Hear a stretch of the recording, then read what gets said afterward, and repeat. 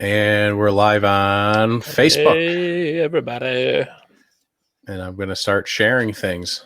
Start sharing, start typing. Yeah. As this part of the show is always very interesting, where we just fine-tune adjustments, sharing the live show, like all of our fans should be doing right now as well. Oh yeah, I was going to put that up.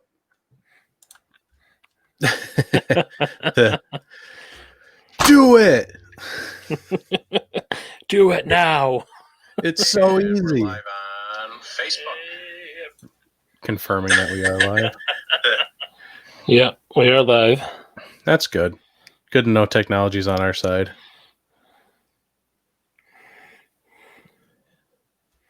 Sharing.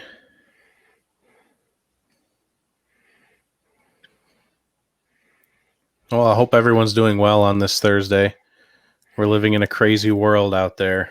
So hope everyone's enjoying as much as they can these days as we're working our way back to normal.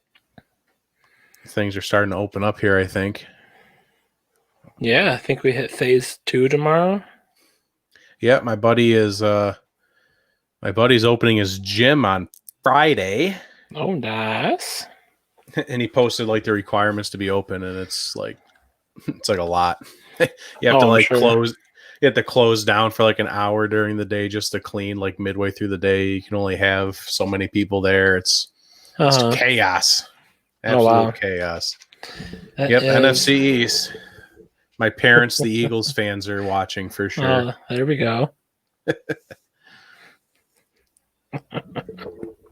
Oh, and just so you know, I'm drinking my Snapple, and camels have 3 eyelids. There you go. Interesting. Yeah. Fun fact for the day. Yeah, there you go. It's why you always got to drink your daily Snapple. Ever since I got sunburnt, I haven't been drinking beer because I'm trying to stay hydrated. There you go. Can't wait till I can start drinking beer again. It'll be so much fun. This is going to be a fun show. Oh, this is going to be a real fun show. All right, one more minute here. And then we're going to get going. Oh, yeah. It's going to be NFC East has a rich history of hating each other. So this is fun. All right. Here we go. Live. And we're live on the RTF Sports Network, and our NFC divisional breakdown is officially off the ground here with On and Off the Field with Durf and Dylan. Yeah. What's going on, Durf? Not too much. Enjoying the Thursday and some crazy weather out there, but everything's going good. How are you, Dylan? It has been crazy weather. It was like really nice this morning. Woke up to the sun, and then it kind of got dark. And then I came upstairs and started raining. It rained, and now I'm looking outside right now, and the freaking sun's back out. Like not a cloud in the sky. Oh, yeah. Welcome to Western New York, or just New York in general, really, I guess, as long as you're not in like New York City. We don't consider them New York. Nah. That's what you get the old Buffalo Bills with Josh Allen. Who do you think the best New York team is? Well, we are. Is that how it went? No, Buffalo's in New York too. That was a classic line. Danny, we cannot talk about NFC West again. We have to stick to a schedule. Yes, we have a set schedule on the calendar that we're abiding by. So you're just gonna have to wait. Friends don't. And some people would say that about the Cowboys. Friends don't let friends be Eagles, Giants, or Redskins fans, the comment from Anthony. So, as I put up the banner of share, subscribe, follow, and like, where can they do that stuff, Durf? They can do that on all 3 major social media platforms, Instagram, Facebook, and Twitter. Also, you can go to YouTube and subscribe to our YouTube channel, where you can watch uncut episodes and other great content coming soon. If you want to find out more about the podcast, you can head over to our website at onoffthefield.com. where you can listen to the show, read the blogs, learn more about the show and the host of the show. And while you're there, click on our charities tab and go and you can go to our Feeding America fundraising page link. Still holding steady there where we were the other day, but I know we're going to get there to our goal of $1,000. And lastly, you can find us on the RTF Sports Network and their Facebook page. And you can check out other great talents in sports podcasting on that network. It really is the best network out there. Yeah. It beats everything. It beats NBC SN. I think that's what it is. It beats Fox Sports. It beats all of the sports. We're going to take down Barstool one day. RTF Sports Network is where it's at right now. So jump on the train. That train is riding hard. A lot of great stuff can be happening over at the network. Oh, we have a great show lined up. As we said, it's the NFC East live show breakdown. If you listen to Tuesday's episode, we had a lot of great guests on there, broke down everything in detail. And today we're really going to be focusing on kind of where the offseason is with our new guests, but also doing some game predictions for the regular season coming up here in 2020, as I forgot to pull up that tab. So I have to do that real quick. But yeah, it's going to be a great show. We have them on standby. But before we get to that, we have some other fun stuff to get to. We have some NFL news to break down. And really, it's been quiet. It's been very quiet. The NFL is just kind of sitting there, you know. It's the off season. They don't have to do much, but there has been a lot of, as we've talked about on the past couple of shows, a lot of fake news flying around that we've got to light up Chris Sims a little bit and Ian Rappaport, all that. But I think, at least as far as I know, this is real news. Everyone was talking about the new onside kick and how they're going to take away the onside kick. And the new rule was going to be you get the ball in a 4th and 15 situation on your own 20, 25-yard line, something like that. Yep. And, you know, if you convert the 4th and 15, you get to keep the ball. And if you don't, the other team gets the ball in virtually almost your own red zone.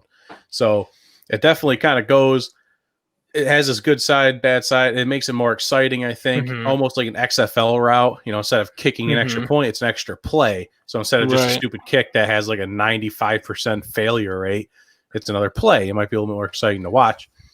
I think, you know, some people might have spooked some owners, whoever gets to vote on this stuff. You know, who's going to stop Patrick Mahomes and the Chiefs on 4th and 15? You basically never get the ball back. So I think it scared some people.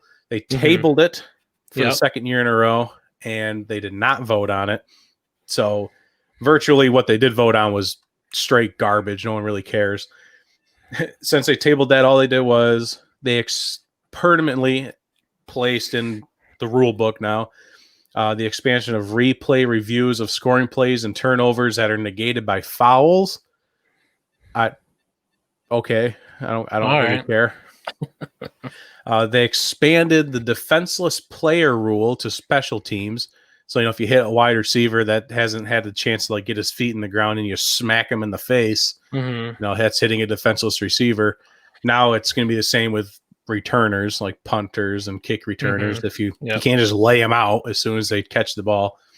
And then they also stopped the Bill Belichick rule where at the end of a game, if the clock's running, you kind of just do these stupid dead ball fouls and it keeps the clock running. And if you have no timeouts, it was a loophole that they had to close and they successfully did it. So other than those three things, I mean, they didn't vote on anything that matters. We already talked about how the pass interference challenge is dead. That was a completely unsuccessful thing that they did last year. So that is dead in the water after only a season of use. Thank God. Oh, that's my grandma. Hi. Hi, Dylan's grandma. Fly, Eagles, fly. Oh, let's see what other news we have here. Oh, we have the NFL and EA Sports have come to a new $1.5 billion deal through 2026. So what does that mean? More Madden, baby. More Madden. Yeah. Coming out on all the new consoles. So excited. Oh, you are excited. Yeah. I mean, I haven't played Madden in probably a couple years, but that's exciting though. Like they're gonna be like the sole company for simulation NFL games. I think a lot of people are kind of upset because Madden's been stagnant for a very long time. It's kind of like the same game over and over again, and it just has a lot of bugs in it. Everyone kind of makes fun of it these days. And with this new deal, it doesn't allow for change. It doesn't allow any new companies to come in. They don't really have to do anything to the game. They can just pump it out like they have been and make millions of dollars. But yeah, they got the new deal done, so at least there'll be one constant for the next 6 years. Yeah. And I think I saw the deal breakdown was the $1 billion goes towards the league, like ownership and whoever else is in charge of everything that goes on with that. And then the 500 million extra left over there goes for the players. I think that's how the breakdown I saw. Okay. So not bad. Their players got their deal. They got their money there. I don't know I'm sure that's collective bargaining agreement stuff that I don't know about, but right. I thought if anyone wanted to know, that's what it broke down to be. $1.5 billion though. That's what we're doing these days. Absolute insanity. Whew. But that's all we had for news, because we wanted to make sure we had plenty of time to talk with our guests and do some fun. I got to reset this. Some fun game predictions. We tried doing it the past couple of weeks, but keep running out of time. So we're going to make sure we have plenty of time to do that this week. And, if we run out of time, you're just going to have to live with it. I don't know. We'll just plug the extra time with fun talk. We'll just talk to the fans. There you go. It'll be great no matter what. Where the heck is the NFC East on this thing? All right, there we go. It's all over the place. All right. So, as we begin our breakdown of the NFC East, the first guest that we're going to bring on, our local Redskins affiliate here, is going to be Rob Crocker of Rob Unfiltered Podcast. What's going on, Rob? Not much, guys. Thanks for having me on. I'm down here in Richmond, Virginia, about 90 miles south of D.C., but I did grow up in the D.C. area, so that's how I became a Redskin fan. Forever and ever, just been struggling through it. Yeah. Well, I'm a little bit older than I look, so I was able to. I grew up in the 80s, so I was able to, enjoy that magical run of 4 Super Bowls, 3 wins, Joe Gibbs, 3 different quarterbacks, all that stuff. Good ownership. Back in the day. Things that don't really exist in Washington anymore. Hey, except for the Capitals, except for the Caps. Yeah, they got that going for you at least. It's something about 4 Super Bowls sounds familiar, Fred. Yeah, that sounds familiar. Does that sound right for Buffalo? Fred's a Bills fan. Yeah. I'm a Bills fan, yeah. It's better to have been there than to not have been there at all. Yes, exactly. It's very true. It's very and true. You know what? That's a 4-year run of a football team that just happened to run into the NFC East every time. Yeah. I think they're playing anybody else in the NFC. They probably win those Super Bowls. Because the NFC East back then was just it was a hard-nosed conference. It was tough. These teams were, we had Parcells, we had Landry, and then Jimmy Johnson, and then Buddy Ryan. These teams were smash mouth football teams that, battled. And if you came out of the NFC East unscathed, you had a good chance to. That was a good path to the Super Bowl. The Giants and the Redskins, really dominated, in that area. And then you couldn't ignore the other 3 teams because Arizona was in the division too. But you couldn't ignore Philly and Dallas. Yeah, definitely. I think that's kind of like where the NFC East got its pedigree from, was back then. These days, everyone still respects the NFC East for what teams are in it, although it's a weaker division these days. But nobody forgets what that division put out back in the day. Well, I mean, this is the first year that the Redskins aren't on national television, and usually, I guarantee Philly and the Cowboys are national games. I wouldn't be shocked if Cowboys Giants is a national game. Mm-hmm.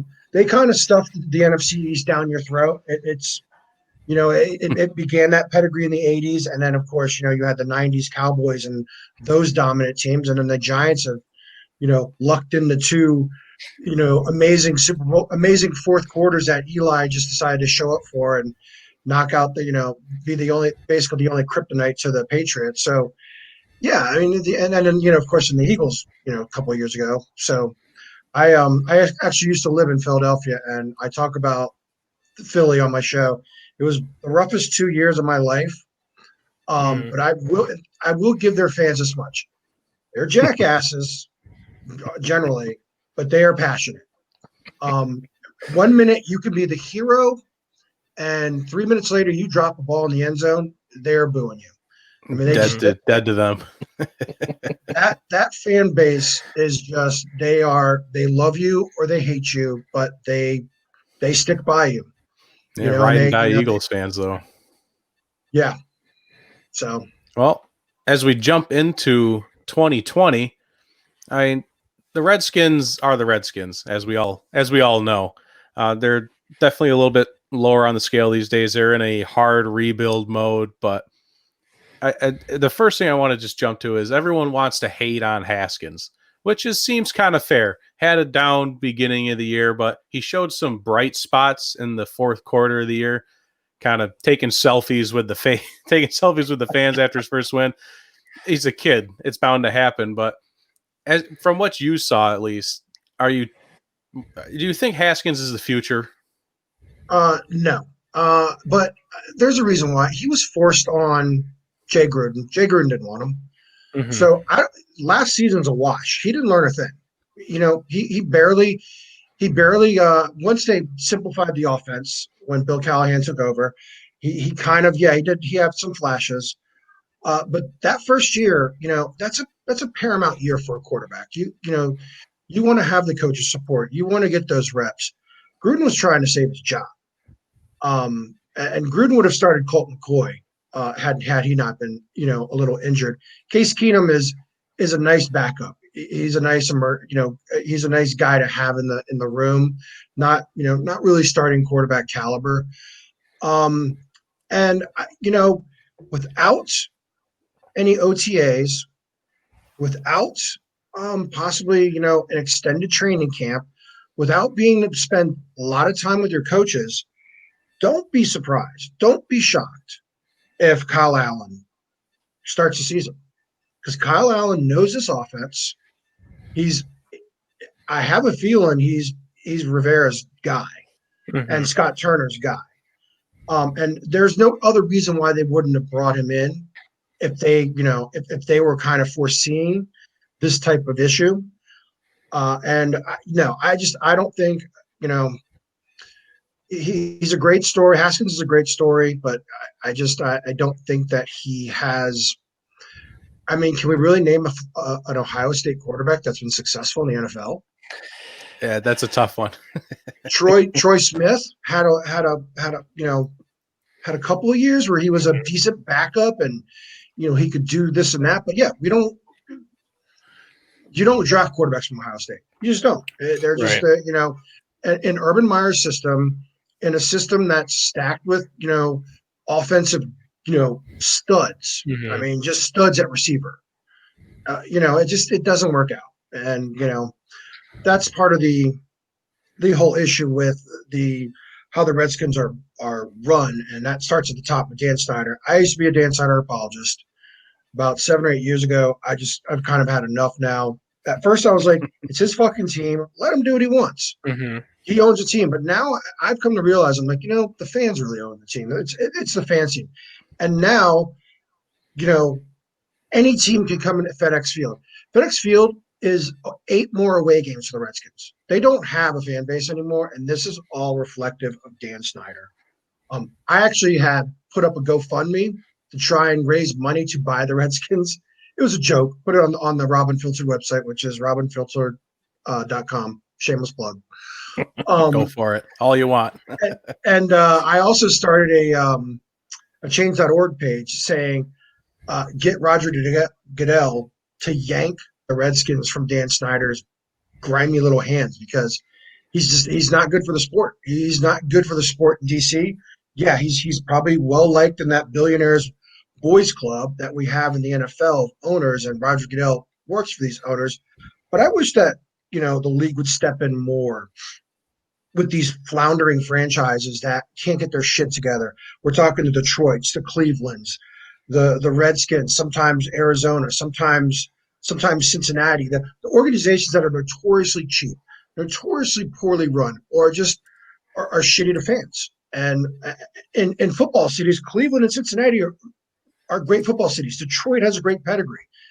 DC, I grew up going to games at RFK. Man, it was crazy in that place.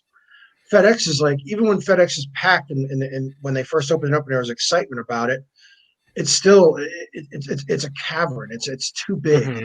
It doesn't have that intimacy. Yeah. Well, I mean, I feel like they're kind of making a turn this year in the offseason, bringing in Ron Rivera. And I feel like they're potentially going in the same kind of route the 49ers went in, kind of with that rebuild with the 49ers, kind of going that strong defense, the pass rush, kind of with a mobile quarterback, and then relying on that good run game. Is that where you see? Haskins is not very mobile. Right. He's a drop back, but yeah, I see some similarities in that. This defense is going to be sick, except the front seven possibly, but those back four, they don't have a decent starting cornerback. Let alone two. They've got a great safety in Landon Collins. They've got Jimmy Moreland, who was a rookie last year from James Madison, who kind of was like the MVP of the preseason, who I think has some potential. But their corners, terrible, garbage. Here's the thing about Rivera. Rivera has coached for 9 years. He's got a 76-63 record. That was aided in 2015 by a 15-1 season. Mm-hmm. You break down the rest of Rivera's seasons, he only has 3 winning seasons. His other 6 seasons are losing seasons, and some of them are clunkers. I like that Rivera is going to come in and change the tone. And there has been a semblance of a culture change that people are talking about, the players are talking about. But the problem is, and the only coach that gets away with it is Belichick. But you've got Rivera and you've got Jack Del Rio. These are in your face, my way or the highway, break you down, build you up, shout at you, scream at you coaches. Today's player only responds to that, but so long. I suspect that Rivera lost Carolina's locker room, and that's why he lost his job. I don't think it was that he's not a good coach. I think that after a while, that message just doesn't work. And the more these players come in, as we see, and these are the post-millennials that, now they're letting these kids just jump into the transfer portal whenever they want. So if they're not getting their reps, they're bitching and moaning. And coaches, I grew up in an era where coaches got in your face. I mean, when I played sports as a kid, there's so many rules now. You can't do that. Like players from high school on, they don't have that same mentality. They're not being coached that mentality. So they come to the pros, and they've got a guy like Belichick telling them that, I don't give a shit that you started every game in college. You're going to play on my special teams, and you're going to earn your position. And Del Rio and Rivera are in that coaching mold. So I see maybe a good 3 years of steady improvement, but Dan Snyder is notorious for, I was shocked that Jay Gruden was his longest tenured coach. Absolutely shocked that went on. I just don't see that this time. I think that he's going to want immediate improvements. And that's the other thing is, the only owner I think that's worse than Snyder in the NFL, or not in the NFL, is the owner of the Knicks. I think they are these 2 worst owners. James Dolan. Dolan, yeah. Dolan is terrible. And that's my only saving grace when I talk about the Redskins. I'm like, well, at least James Dolan doesn't own the team. At least you don't have him. Now, yeah, I that's will say definitely two bad comparisons there. I will say though that the draft was okay top wise. We obviously Chase Young. I think Shadiq Charles is going to be a diamond in the rough. The scouts love Antonio Gandy Golden, the receiver out of Liberty. That's going to be a let me see it. And then we stole Thaddeus Moss in free agency. We were able to sign him. I think the rest of their draft, they picked up in their second pick Antonio Gibson, who was basically what I think is a modern slash. He played receiver and running back in Memphis, and I read his scouting report and it said jack of all trades, master of none. And there's a couple other guys they drafted that have some injury issues, and the Redskins have been doing that lately. Like, they drafted Darius Geis a couple years ago out of LSU. First of all, if you play in the SEC or you're Ohio State or Clemson, you've already got 2 years of NFL miles on your body already because of those coaches. Yeah. And so and Geis had a little bit of injury history at LSU. We bring in a guy who has injury history. No wonder he's been injured twice in his 2 years. And then we draft a guy last year, Bryce Love from Stanford, who was fucking injured. They were immediately going to just shove him on the IR. And these are mind-numbing, head scratchers to me. They probably could have gotten Bryce Love in free agency. I don't think that he was on anyone's draft board as high as he was for the Redskins for some reason. And, you produce on the field, not in the trainer's room. Right. Oh, definitely. So as we kind of wrap up the Redskins, I mean, where do you kind of see their season landing for 2020? Do you have at least some kind of record for them, or kind of just another down year? I'm looking at 5-11, maybe.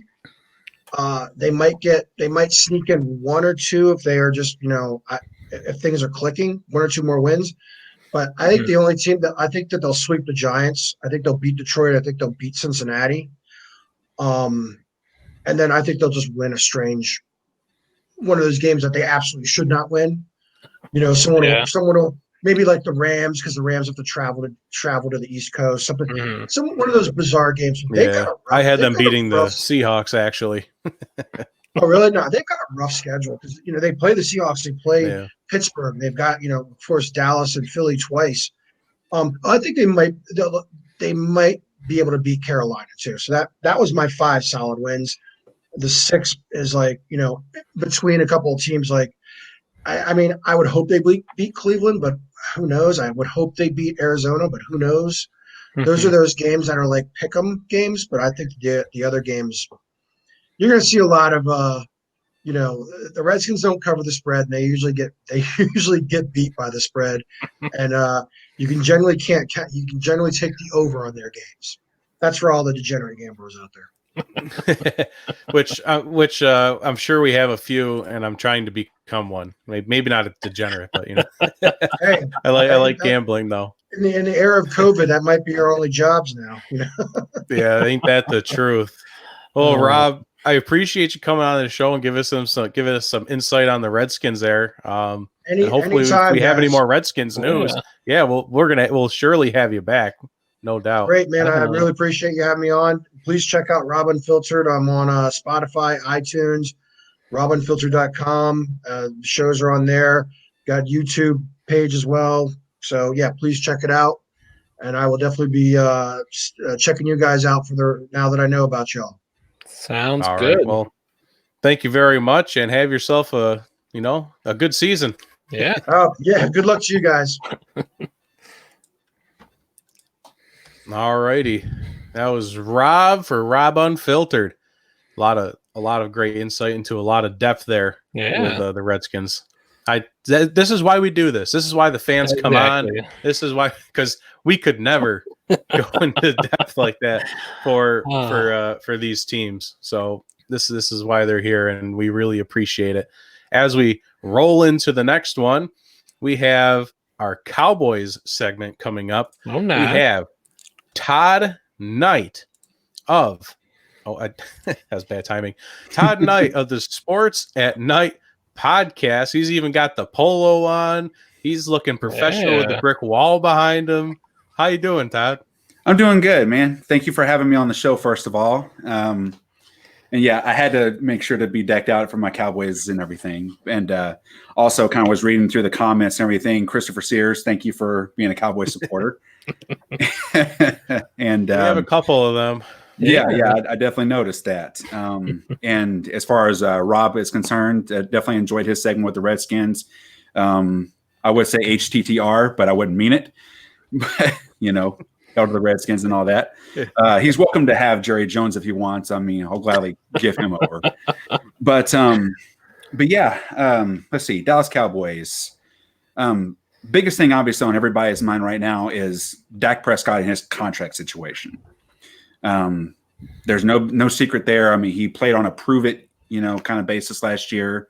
Did an excellent job under Kellen Moore. And for the first 3 games of the season, looked like they were going to go to the Super Bowl, honestly. And then that's where everyone's heads were at. Yeah, exactly. I mean, mine included. I was just like, man, this is looking like 92 all over again. I was getting pretty excited, but in just in watching how I was going, you started to see the wheels fall off, after that Saints game. And then, with the following week, whenever they lost to the Jets, the winless Jets at the time in New York, that was absolutely just gut wrenching. I did not enjoy going to work the next day after that. But, I can't, it's almost remember, like, in my head, everyone kept screaming like, Cowboys are 3-0, Cowboys are 3-0. And then, like you said, everyone was saying, don't get your hopes too high here. We can see it happening. And and it happened. And it happened hard. Mm-hmm. And you did bring up Dak, which is, our first main question is, at the end of the day, he's either going to sign the long-term deal come July 15th or not. I mean, do you see him signing it? And do you see Dak as the long-term quarterback for the Cowboys? Or do you see them going somewhere else? I think it's going to be the long-term answer for him. That doesn't necessarily mean I'm in favor of that. But, at least from a financial standpoint. Because, I mean, to me, Dak Prescott is a $25 to $30 million a year quarterback. That's what I would look at him as being. Mm-hmm. For him to sit there and ask for $40 million a year is it's asinine. I mean, if he's worth $40 million a year, what is Patrick Mahomes going to be worth in a year or two? The whole cap space. Yeah. I mean, that's kind of got to be the barometer on that. I mean, the whole resetting the market and all that. Mm-hmm. That's kind of what I worry about in that situation. I love the fact that they went out and got Andy Dalton as an insurance policy, because I mean, if everything hits the fan, then at least we've got somebody like Dalton who can go in there and play well with the kind of playmakers that we've got, with Cooper and Zeke in the backfield, Gallup, who just absolutely love the guy. I think the biggest thing that a lot of people are looking at, are not really looking at right now, is the retirement of Travis Frederick. Yep. The fact that he came back last year and he showed signs that he was going to be able to do pretty well, but he just was not able to get back to the all-pro level that he was at prior to getting sick. I think Looney is a good player in replacement of him, but there's only so many Fredericks, that you're going to have in the league. Yeah. When you're talking about the quarterback of your offensive line. But well, you lost Travis Frederick, and the Cam Fleming was another offensive lineman they lost. But they did bring in Mike McCarthy this offseason. Right. It seems like I feel like that's a weird fit for the Cowboys with Mike McCarthy. But how do you feel as like a Cowboys organization? Like, is there faith in Mike to kind of get it all figured out and be ready for the season coming up, or do you think you're just going to, like, I guess I would want to say, do you think they're going to be able to just kind of plug and play from where they were last year, or do you think we're kind of taking a step back with Mike McCarthy coming in? I don't know if they're going to take a step back, but I mean, with this whole, virtual training camp and everything that's going on right now, I mean, it's anybody's guess at this point. But I will say this, though.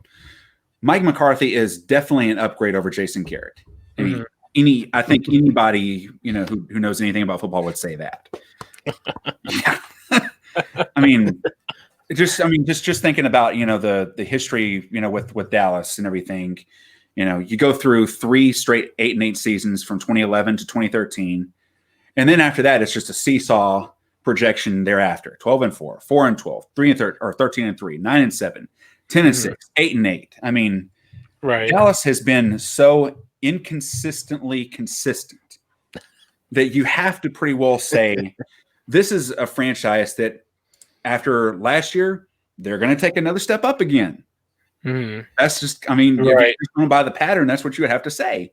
Yeah. And I, as a Cowboys fan, you get sick of this whole situation where it's 3rd and 7, you get 6 yards, you run off the field, and you clap. Enough. You didn't pick up the first. Get your ass back over here. We need to get things straightened out quick. Right.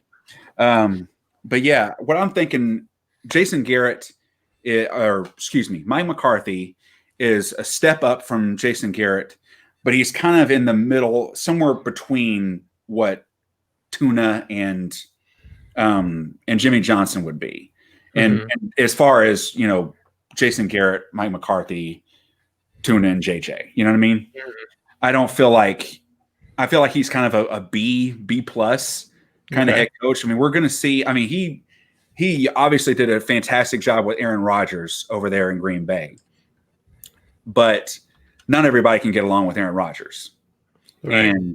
And now this whole thing that's going on with the contract dispute, I don't think they're really getting off on the right foot. But if there's anybody who I think can further evolve and take Dak's game to the next level, it would have to be Mike McCarthy. I mean, he won a Super Bowl in Dallas Stadium with the Packers. So he kind of already feels at home there a little bit. I guess so. So if you take Mike McCarthy out of the equation for, kind of like your breakout person on the Cowboys, let's say he coaches very well, we'll take him out of the equation here. Do you have a favorite rookie or maybe like a favorite player this year that you just feel like no one's looking at this guy? This is going to be the person to lead the Cowboys in the future. I really do. I mean, everybody is obviously looking first and foremost at CeeDee Lamb. I mean, the fact that he fell to Dallas at 17, I have no idea how that happened. I thought sure we were watching it wondering the same thing. Yeah. I thought for sure San Francisco or Denver was going to snag him up. But whenever he was still sitting there at 17, it was just like, oh my God, are we really going to get CD? I mean, obviously, getting Cooper and Gallup and now adding CD, who can hurt you on the perimeter or in the slot. I mean, God knows what wonders, that offense could produce. But what I'm looking at more is what they did in the 2nd and the 3rd round with Trayvon Diggs coming out of Alabama. You got a 4-star recruit out of high school, played receiver, Stephon Diggs' brother, coached by Nick Saban. And then the reason why I feel like he could be an immediate big fill-in is the departure of Byron Jones going to the Dolphins. So they've already got one hole that needs to be plugged there in the secondary.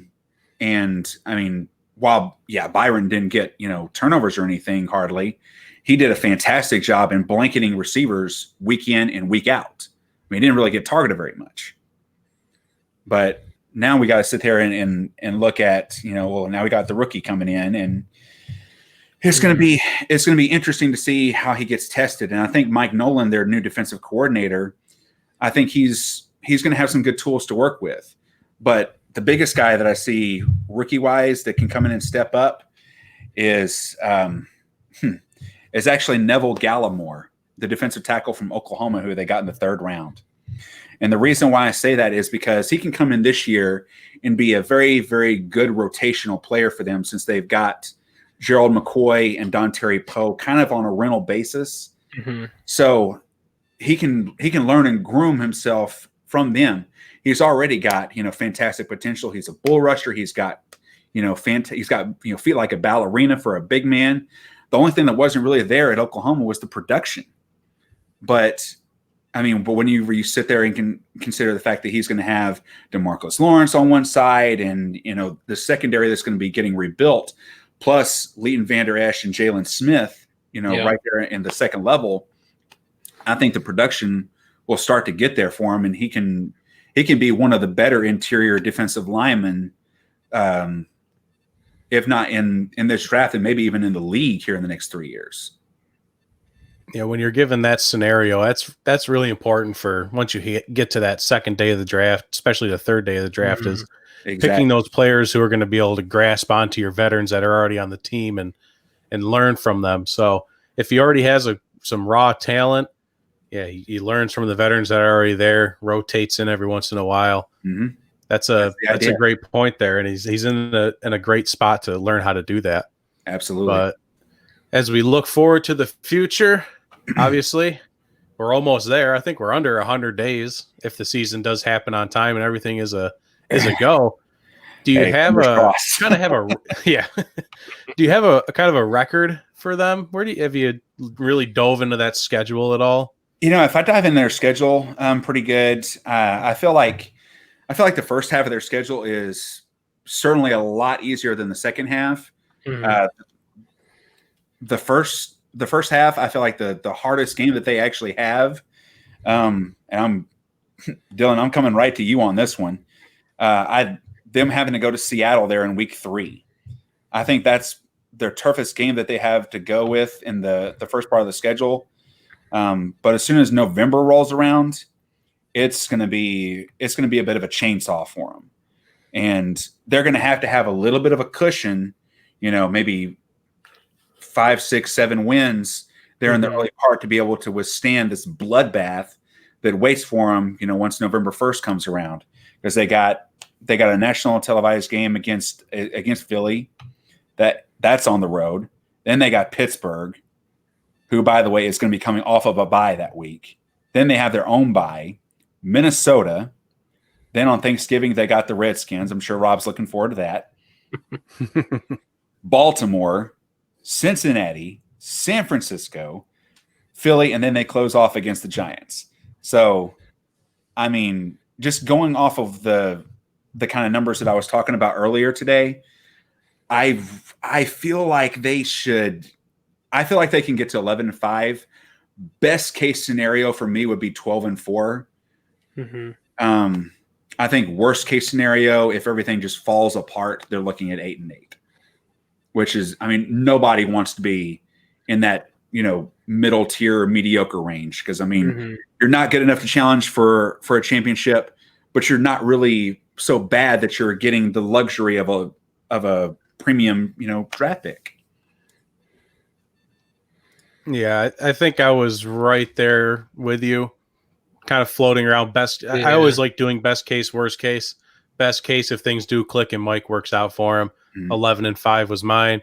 Worst case scenario, kind of like a repeat of last season, 8-8. They'd be lucky to get to 9-7 if everything's falling apart. But I think I would pretty much agree with you there. Against the Giants, and watching that, I was just like, can you just lose, please? I want you to lose, and they just wouldn't. It was like, our season's done. They had the division locked up with an Eagles team that was flying around with one wing. I mean, there was nothing to them. I mean, any of us could have gone out there and played wide receiver for that team and be like, oh, that's just some guy off their practice squad. I mean, that's pretty much how the Eagles were playing last season. Yeah, it was awful. Grabbing guys out of the stands there. Yeah.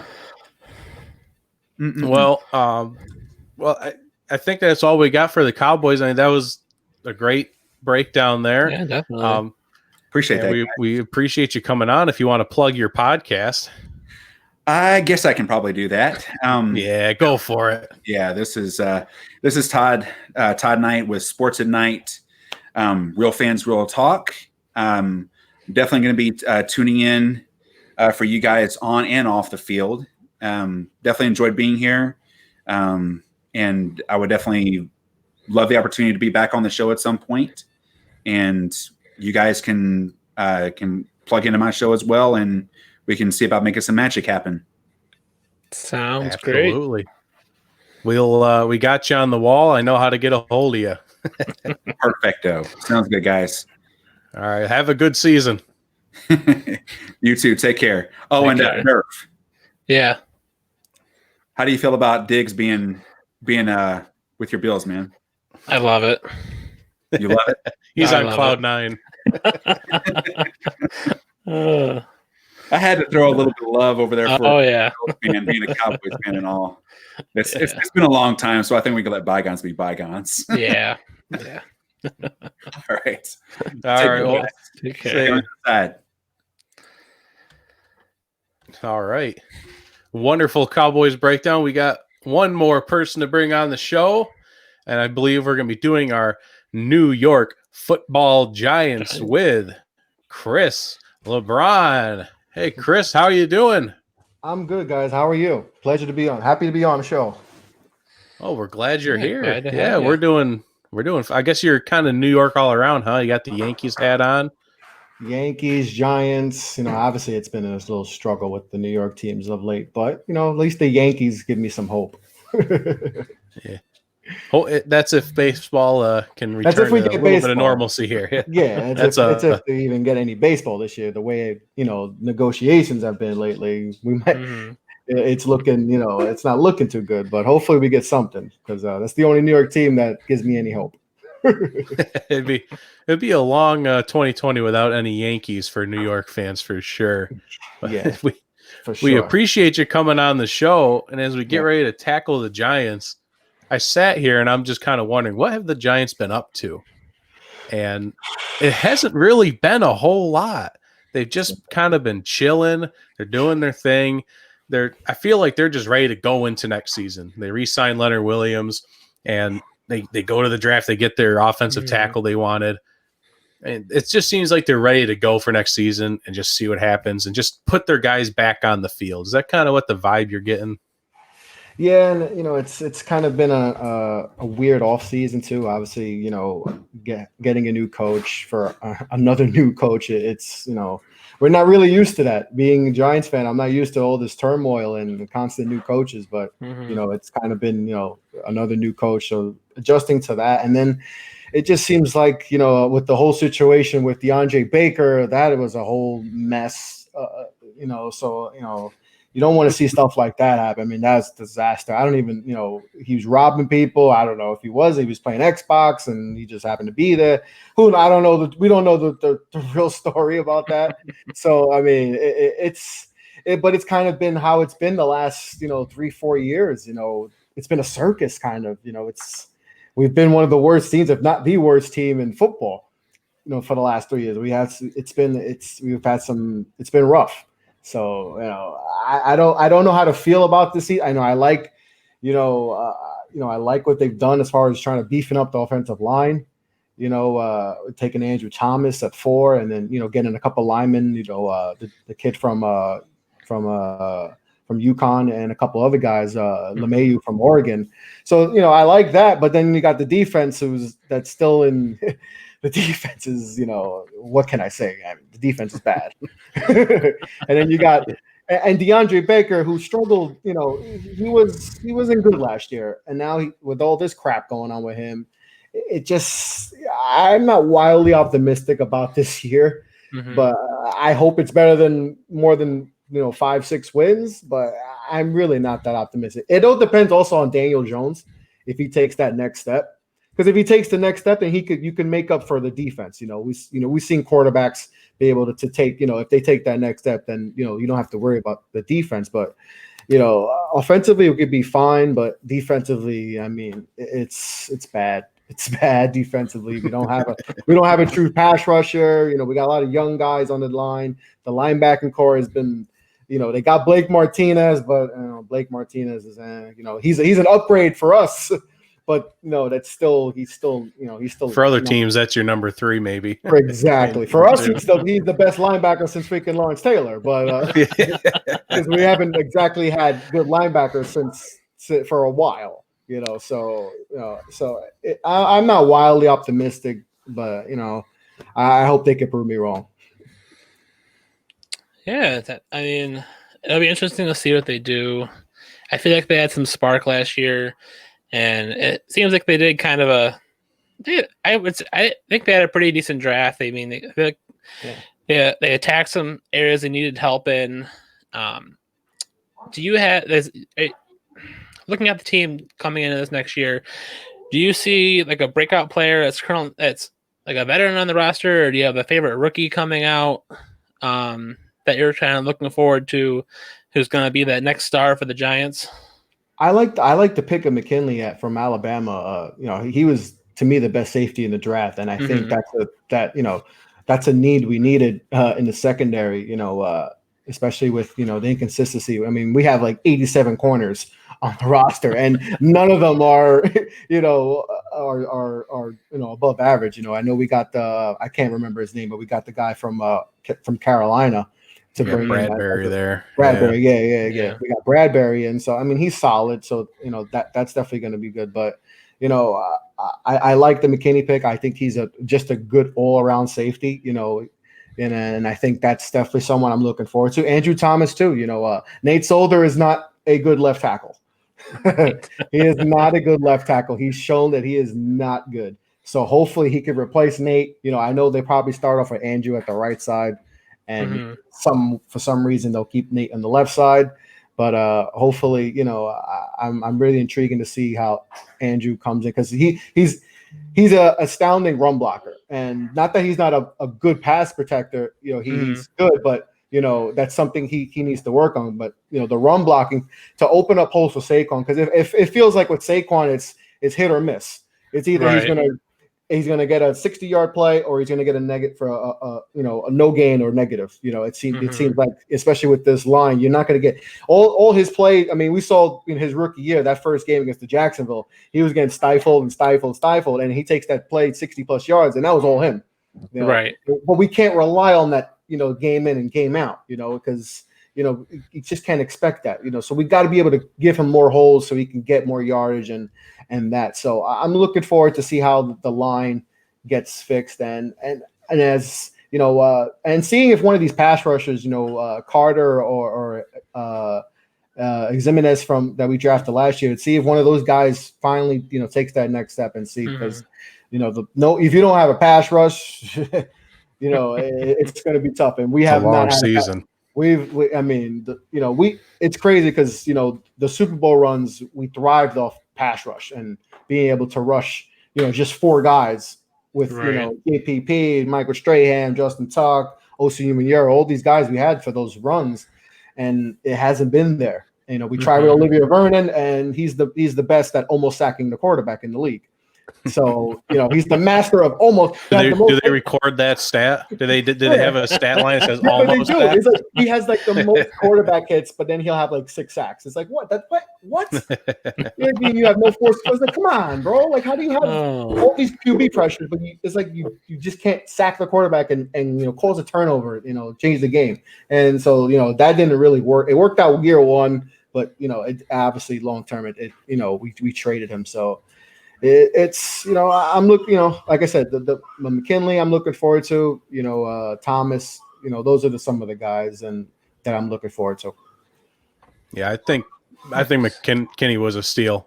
Personally, second round. I know it was early second round, but still, for him to get, I know there's a lot of offensive talent, a lot of linemen and wide receiver, a lot of good talent in the first round, so I could see why he would drop. But yeah, I think that's a great pickup for the Giants. Yeah, I guess you kind of already hit on it for next season. You said maybe that 5-6 win range. Is that kind of where your head's at then? You're feeling 5-6 wins, or what's your best case, worst case scenario there? Best case scenario, 8 wins. I think they can somehow get 8 wins, because you know how the NFC is. It's kind of been like that. It's kind of, if you get to that 9-10 win plateau, you could get in, and it's always a dogfight in that division with all the rivalries and stuff. And so it wouldn't surprise me if they go on and sneak into a playoff spot, but it also wouldn't surprise me if they go 4-12 and they got a top 3 pick next year. So it ranges from 4 wins to 8-9 wins. This team is especially with obviously not having an off season and seeing mini camps, rookie camp, and training camp right now. not be able to see these guys work and seeing, especially with Daniel Jones, like I said, he's the biggest factor. If he takes that next step, then I could see them. Hell, they could win the division for all I know. Especially in this division, you never know. But like I said, I can also see him regressing, and then we're 4 wins, and then we're on the clock. And right. which would be even more interesting because the quarterbacks come out next year. So this team. They're giving me too much, anxiety. I don't know. 4 wins, 8 wins, 9 wins. I don't know. This team is it's so hard to really decipher how many wins this team's going to get because they're like I said, defense is just it's all over the place. So many young guys playing, and as we've seen, it didn't work last year. The defense was terrible, last in league, and I think we're last in sacks. We've been last in sacks for a while, last few years, but like I said, I don't know. This team's just so hard to really pick, how many wins they're going to get. Yeah, well, at least it'll be an exciting season. Don't know where they might land, so hey, maybe at least cling on to that small bit of hope that you might have there for the Giants next season. But we appreciate you coming on, and we appreciate your Giants insight. Yeah, definitely. Thank you for having me on, guys. Yeah, if we ever need more Giants info, we know who to come to. Absolutely. Yeah, I appreciate you guys. You guys are doing a good job. Hey, thank you. All right, have a good season. Take care, guys. See ya. All right. Nice. And as we're kind of wrapping up the show here, almost out of time, we can tackle the Eagles, which I know my parents are they're just waiting for it. They're sitting there like, why isn't my kid talking about the freaking Eagles? That's the only reason I'm here. But we kind of talked about it on Tuesday. They've created this track team, and this is it kind of feels like your poor man's Kansas City Chiefs. They picked up Rager in the draft, which everyone was just like, why would you pick him? But if you're looking for a speedster, that's who you want. They got Deshaun Jackson, but he's a little old, injury prone. Then you brought in Marquise Goodwin. Yeah, it's just a fast team. And they have a decent backfield with running backs, kind of some unsung heroes, names that you're not familiar with, maybe that made names for themselves last year. And then obviously Carson Wentz is not that bad. And then they go ahead and draft Jalen Hurts. Like, why not? Like, let's just bring in a very mobile guy. And I guess I mean, my question for you, because I haven't made a decision yet. I don't know. Is Jalen Hurts there just so he's ready to go when Carson Wentz gets injured because it's inevitable, or is he actually going to be a part of the offense? My first instinct is he's there for the inevitable with Carson Wentz getting hurt, but because if you look at last year when Wentz went down, like, you bring in Josh McCown, and there's such a difference in talent there between Wentz and any of the backups on the Eagles team right now that I think they almost they had to go get Hurts to at least have something in that backup field there for their quarterbacks. So I think it's a little bit of an insurance policy, but I could definitely see them trying to use him in the offense early on, trying to use him as a gadget player. I don't see why not. You can just pretend like you're the Saints. You got Taysom Hill over there. You've already seen it on the field. You can do something like that. Obviously, Hurts doesn't have the same size as Taysom Hill, but he's still fast. So you can run some wildcat stuff, put him out there as a wide receiver, jet sweep. He might actually run it, or he could throw it. Fun stuff like that. And I guess that could be interesting to see from the Philadelphia Eagles. But I know that they finally did it. They pulled the trigger. They fired their training staff. They got rid of anyone who had anything to do with getting people back from injury. So I think this is the year where they finally might stay healthy. I just want to see it. I want to see it. I want to see a healthy full season Eagles team. What can they do? Right. Definitely. Yeah. I feel like there's a lot of talent there. It's just untapped because of the injuries. Right. And I think that was their absolutely biggest problem last year, is that they got hurt so quick and depleted that depth chart so fast that you were, hey, you know how to catch a football? Hey, come play with the Eagles, it seemed like. It was nuts. Some of their entire wide receiver core on like near the end of the season was just, who the heck is this guy? Right? What is happening over here? Some of them played well. Yeah. But you're on a practice squad for a reason, and they lost. At least they made it to the playoffs, but they ended up losing to this side right there. After Clowney bounced Wentz's head off the ground. Yeah. There you go. But unfortunately, I think that's all the time we got. Yeah. But the prediction here is Wentz is going to be all season.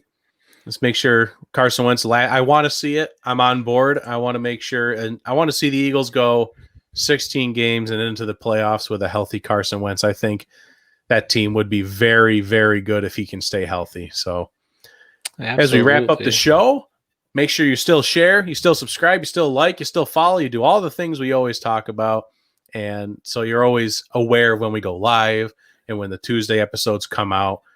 You just got to know when these things happen, because this is a great show. Durf is awesome. Yeah. I'm okay.